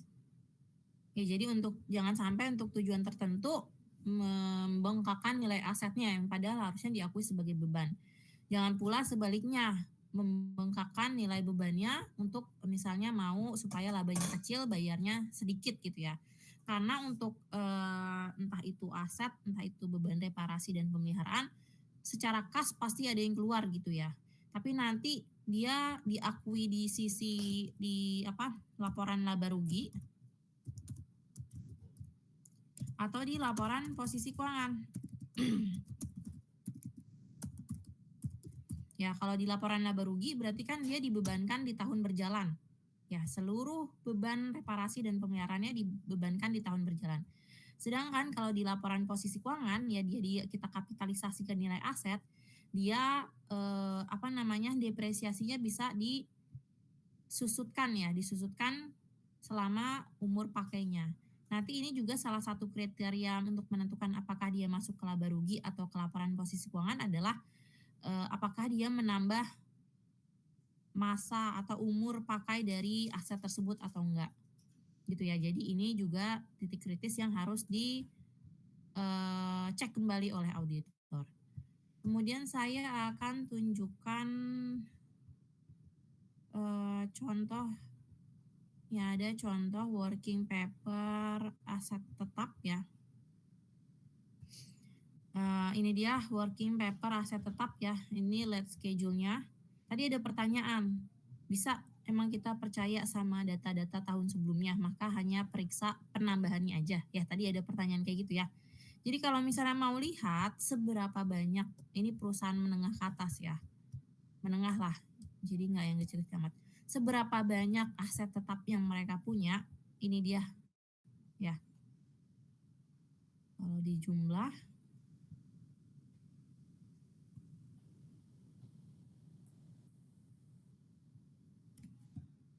ada 95 aset ya. Ada 95 items. Ya, kalau secara kalau mau diperiksain satu-satu lagi, secara waktu dan secara biaya tidak efisien ya, karena ini udah pernah dicek. Kecuali atas pertimbangan tertentu, misalnya ini merupakan tahun pertama audit, maka itu harus dicek dari yang pengakuisisian dan semua aset tetapnya ya harus dicek untuk audit pertama. Atau misalnya kalaupun sudah diaudit, misalnya ganti auditor, kadang ada beberapa KP gitu ya yang kebijakannya ya udah dicek lagi untuk tahun pertama audit, walaupun sudah pernah dicek oleh auditor sebelumnya, gitu. Jadi mungkin saja dicek kembali ini yang bukan pada tahun berjalan, tapi pertimbangannya banyak gitu ya. Jadi biasanya hanya cek fisik dan cek dokumen untuk penambahan tahun berjalan. Ya misalnya ini adalah untuk tahun 2016 ya. Ini KKP tahun 2016, maka yang dicek adalah untuk penambahan di tahun 2016 saja. Dicek ke dokumennya seperti ini ya. Additional fixed asset. Dicek ke invoice ya, ditelusur ke invoice-nya, kemudian tanggal akuisisi serta jumlahnya. Jumlahnya ini nanti kita samakan lagi ke angka yang ada di sini. Oke, udah sama, berarti nggak ada masalah. Gitu. Kemudian tadi kalau nggak salah ada salah satu prosedurnya adalah menyamakan angka yang ada di daftar aset dengan yang ada di working trial balance. Kayak gini ya, per detail dia adalah 47 juta sekian. Per TB itu berarti yang tadi kita masukin ke let's schedule di sini adalah 47 juta sekian juga. Berarti nilainya sudah sesuai. Ya ini tadi tahap yang nomor 1 ya, tadi di program audit yang nomor 1. Kemudian setelah itu bisa kita ya terhadap data daftar aset tetap ini kan udah ada hitungannya ya. Tapi bukan auditor namanya kalau nggak dihitung kembali ya. Jadi ini kita buat auditor calculation di sini ya. Kita hitung kembali ya.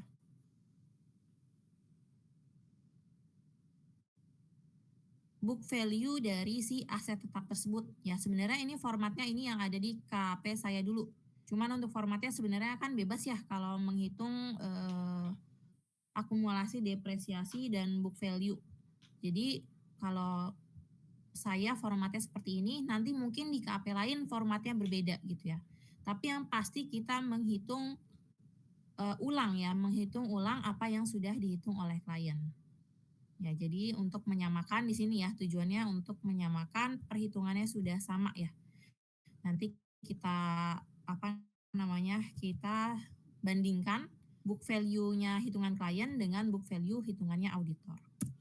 Ini juga nanti jadi tugas ya, saya kirim filenya, silahkan dicoba-coba ya, menghitung depresiasi ini ya. Ya kalau biasanya akuntansi itu manual ya, mungkin manual kebayang ya kayak gini nih. Tapi ini saya challenge, silahkan dicari rumus Excel-nya kayak gimana ya, supaya bisa langsung di copy paste ke bawah ya, bisa dikerjakan dengan efektif ya. Saya kasih clue sedikit, ini pakai that if, kemudian yang ini pakai if ya. Sebenarnya nggak pakai if juga bisa sih, cuman nanti untuk yang umur pakainya sudah habis, dia hasilnya kurang akurat. Oke, ini contoh daftar aset tetap. Dan tadi untuk penambahan aset tetap. Selanjutnya saya ada contoh lagi untuk yang disposal tadi ya.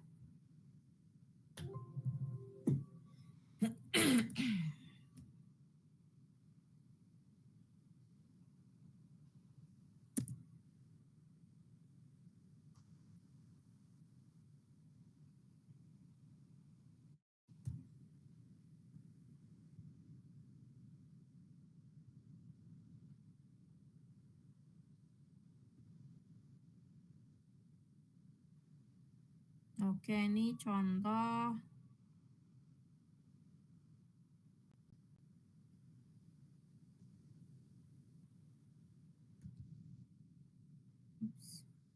nih ya, disposal atau penghentian aset tetap. Jadi ada 3 ya pada tahun berjalan ya. Ini beda perusahaan lagi. Pada tahun berjalan ada 3 aset tetap yang dihentikan. Ini ada tick marknya A, B, dan C. Nanti A merefer ke sini ya. Kemudian B merefer ke sini dan C merefer ke sini. Nah, yang pertama ada reclassification to other service, to service others ya, sebesar 93 juta sekian. Ya ini ada, ini juga bentuknya recalculation, kemudian vouching ya, ada source dokumennya, kemudian ada ngecek juga jurnalnya seperti apa, ya dimasukin ke sini. Kemudian konklusinya perusahaan melakukan reklasifikasi mesin ke service other karena bukan dicatat sebagai aset namun dicatat sebagai jasa. Ya jadi ini bentuknya reklasifikasi ya, dipindahin dari sebelumnya jasa dicatat jadi sebagai aset. Ya, atau kebalikannya ya, kalau kita lihat dari jurnalnya dia jadi membebankan ya, membebankan service expense ini. Si mesinnya dikurangi ya, kayaknya kebalik deh ini ya. Ya, jadi di reclass dari mesin dari aset tetap ke service ya. Ini biaya tadi ya, biaya pemeliharaan. Karena bukan dicatat sebagai aset namun jasa. Oh ya, karena harusnya dicatatnya sebagai beban jasa ya, bukan aset.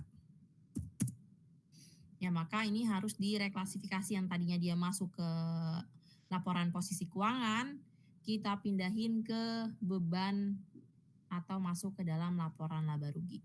Kemudian yang kedua ada penjualan mesin ya, penjualan mesin. Source dokumennya yang ini. Ya, kemudian auditor melakukan perhitungan kembali nih. Melakukan perhitungan terhadap book value-nya dan akumulasi depresiasi. Ya, kemudian dibandingkan dengan jurnalnya klien apakah sudah sesuai atau belum ya dengan hitungan auditor. Kalau kita lihat di sini 381. Ya, mesinnya udah dihapus sebesar 381 ya, angkanya sama ya kayak di sini. Kemudian akumulasi depresiasinya sebesar 163.022 ya, ini agak ada selisih sedikit ya, tapi tidak material. Kemudian dan ada laba ya, ada laba sebesar 171 dibayar ya, dibeli seharga 390.000 sehingga muncul laba 171 ya, book value-nya 218. Nah, kemudian ini kas-nya juga ditelusur ke dokumennya ini nomor dokumennya. Yang kemudian kami telah melakukan perhitungan ulang yang ada di sini atas disposal aset tetap. Kami telah melakukan vouching terhadap penerimaan atas penjualan aset tetap ya. Vouching berarti dokumennya yang ini dan yang ini. Kemudian perusahaan telah mencatat transaksi secara wajar. Ini kita uji juga apa jurnalnya sudah benar atau belum sesuai standar akuntansi. Kemudian yang ketiga write off fixed asset. Kalau ini kayaknya dihapuskan ya, dihapuskan. Nggak dijual tapi dihapuskan.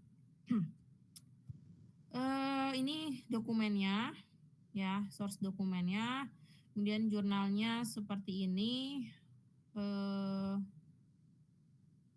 Karena ketidaksamaan pencatatan antara di FMSI dan Tekno, maka ada selisih perhitungan atas penjualan aset tahun lalu. Sehingga selisih tersebut dihapus pada tahun ini. Jadi ini penjualannya kayaknya ya, penjualan tahun lalu. Kemudian ada selisih pencatatan, ini kayaknya antara induk dan anak perusahaan ya. Ada selisih pencatatan sehingga selisih tersebut dihapus di tahun ini. Itu dia contoh dari yang disposal ya. Prosedurnya seperti itu. Oke, saya kirim dulu filenya ke WhatsApp. Nanti silakan dicoba dikerjakan ya.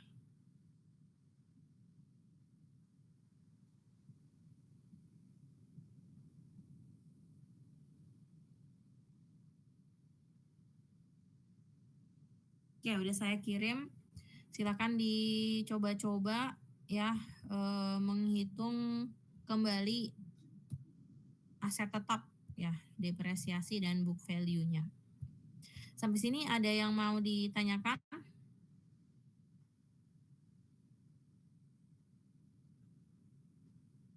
Ya, nanti kalau udah dihitung dicek ada selisih atau enggak perhitungan book value-nya klien dengan book value-nya auditor ya, calculation auditor. Kalau misalnya ada selisih, ya harusnya ada selisih satu items ya. Silakan ditelusur. Ditelusur. Kesalahannya ada di mana? Selisihnya ada di mana? Apakah ada salah perhitungannya klien atau perbedaan pengakuan atau seperti apa? Oke, ada yang mau ditanyakan?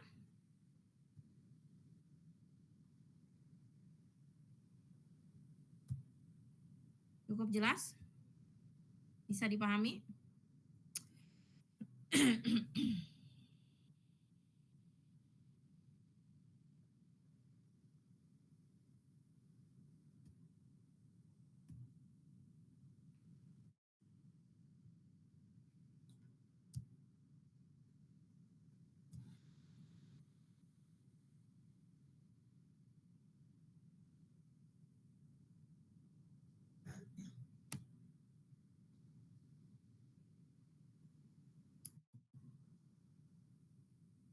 Oke, kalau nggak ada yang ditanyakan, semoga cukup jelas ya. Kita tutup aja ya kuliah kita hari ini. Kita bertemu lagi di pekan depan dengan pembahasan audit siklus SDM ya atau penggajian. Oke, terima kasih. Tunggu dulu. Ini hadir semua nggak? Absen. Duh, kok nggak bisa kebuka ya.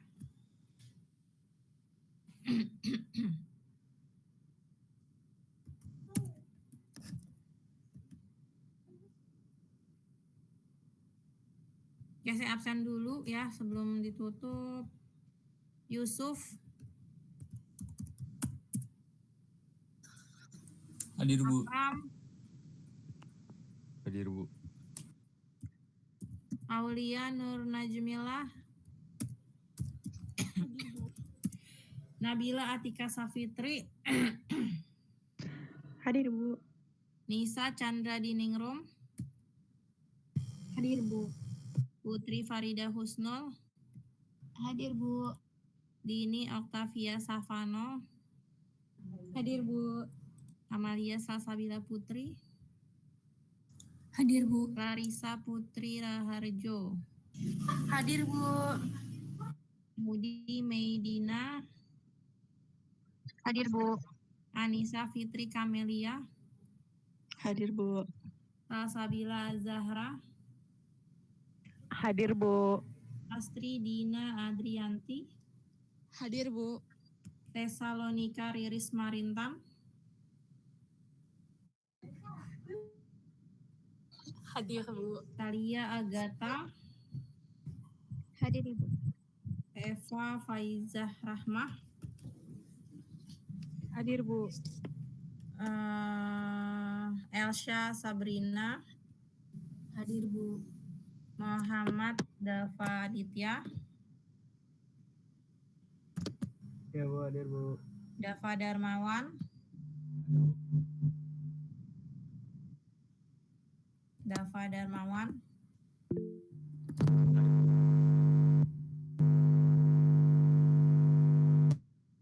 Vito Yudantoro. Hadir, Bu. Nashwa Sabrina. Hadir, Ibu. Nicholas Sahala Panjaitan. Arik Runa Atala. Hadir, Bu. Feliciana Pradita Hapsari. Hadir, Bu. Davi Abdillah. Davi. Ada Davi? Ada ya. Regina Zafira Handriantiwi.